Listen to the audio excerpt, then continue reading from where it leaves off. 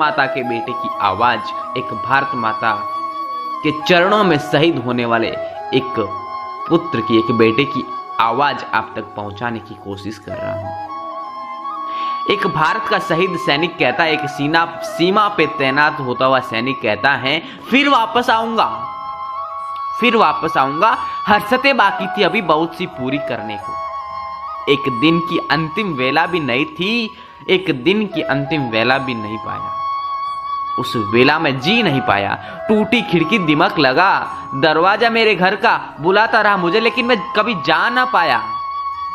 सांझा की चौपाल, जवान की गश्त मेरे गांव की, बुलाते रहे यार दोस्त, मैं कभी मिल ना पाया।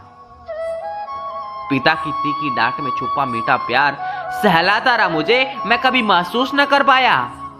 मां के आंचल की छाव, उनका आघात दुलार तरसता रहा मेरे लिए, लेकिन मैं न जा पाया।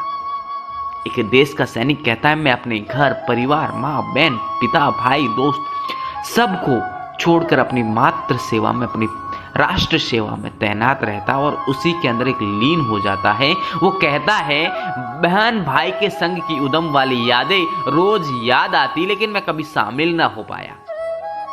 मस्ती की मैंने, वो शहीद कहता, मस्ती मैंने बहुत की अपने भाई की, अपने बहन के साथ, परंतु वापस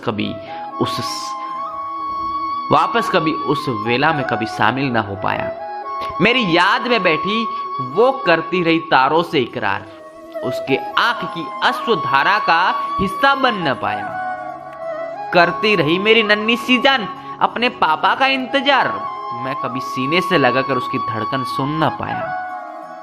कितना ख्याति थी मेरे जेब में लुटाने को, लेकिन एक कौड़ी भी अपने पर वार न पाया। बहुत कुछ था मेरे पास, लेकिन कभी मैं अपने खुद के लिए, अपने जीवन के लिए कुछ कर न पाया। एक सैनिक कहता है, इतना गम था मुझे अपनों से दूर होने का, पर खुशी इस बात से ज्यादा थी कि देश के काम आ पाया। देखिए कितना इंस्पायर कर रही है ये बात। सैनिक कहता है, मुझे खुद से, अपनों से दूर रहने का कोई गम नहीं, परंतु मैं अपने आप को एक देश के काम ले आया, मैं एक देश के काम आ पाया। जिंदगी मिली तो फिर वापस आऊंगा, अपने अपनों के संग हर्षते अगले जन्म निभाऊंगा। सैनिक घर से निकलता हुआ अपने ख्वाबों को छोड़ जाता है, अपनी यादों को छोड़ जाता और कहता है, मैं वापस आया तो किस्मत है मेरी, नहीं तो अगले जन्म में वापस जरूर आऊंगा। देखिए सैनिक क्या कहता है,